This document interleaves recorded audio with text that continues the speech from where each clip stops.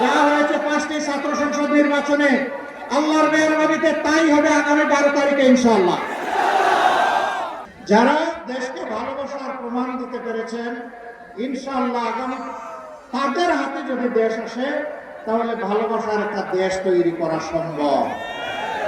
তাই সারা বাংলা এখন বাপ ভাঙা জোয়ার শুরু হয়েছে ন্যায় এবং ইনসাফের পক্ষে।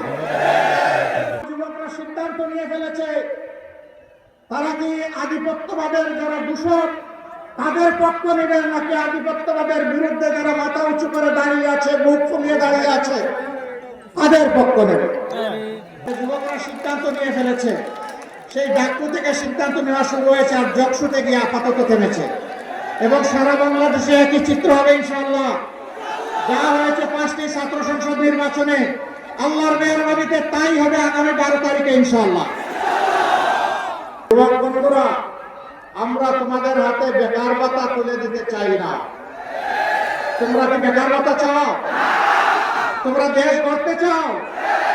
তৈরি হয়ে যাও, এই দেশ তোমাদের হাতে তুলে দেবো ইনশাআল্লাহ। বার্তা দিচ্ছে আগামীর বাংলাদেশ যুব সমাজের বাংলাদেশ। তোমরা থাকো প্লেনের ককপিটে, বাংলাদেশ নামক যে প্লেন, আর আমরা থাকবো ইনশাআল্লাহ প্যাসেঞ্জারদের সিটে বসে থাকবো। সেই প্লেনটি চালিয়ে জাতিকে নিয়ে তোমরা সামনের দিকে উড়ান দিবা, এগিয়ে যাবা, জান দিবা। আমরা সেই হাত তুলা তোমাদের গড়ে দিতে চাই, বেকারের হাত নয়, দেশ গড়ার কারিগরের হাত ইনশাআল্লাহ। এই শক্তিকে তুমি কবুল করো, দেশের মানুষের জন্য নিয়ামত হিসেবে কবুল করো, আগামীর বাংলাদেশ নতুন বাংলাদেশ গড়ার জন্য কবুল। আপনাদের এই 6টা দাবি আমি বুঝতে পারলাম যে নোয়াখালীবাসীর প্রাণের দাবি। দোয়া করবেন, কথা দিচ্ছি আপনাদের সাথে বেইনসাফি করা হবে না ইনশাআল্লাহ। ইনসাফের মানদণ্ডে দাঁড়িয়ে অবশ্যই আপনাদের দাবিগুলো পর্যায়ক্রমে ইনশাআল্লাহ আমরা বাস্তবায়ন করব। আমরা সব দাবি কবুল করে নিলাম ইনশাআল্লাহ। আমরা চাই না 15.5 বছরের সেই দুঃশাসন আবার বাংলাদেশে ফিরে আসুক। যদি আমরা না চাই, তাহলে 12 তারিখ 2টা ভোট। প্রথম ভোটটা হবে ইনশাআল্লাহ সংস্কারের পক্ষে হাত। প্রথম ভোটটা কি ভোট হবে? হ্যাঁ মানে আজাদি, না মানে গুলামি।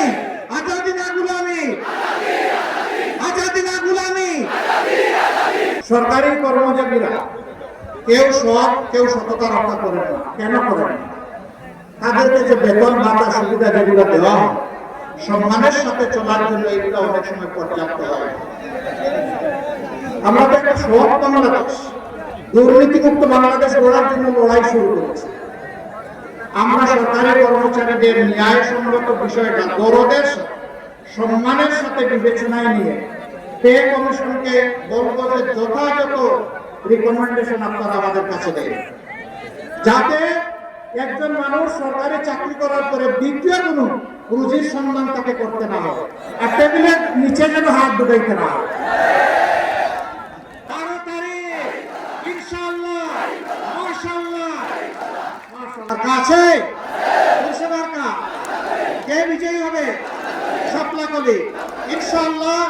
12 তারিখ সারাদিন সকাল সন্ধ্যা মাশাআল্লাহ।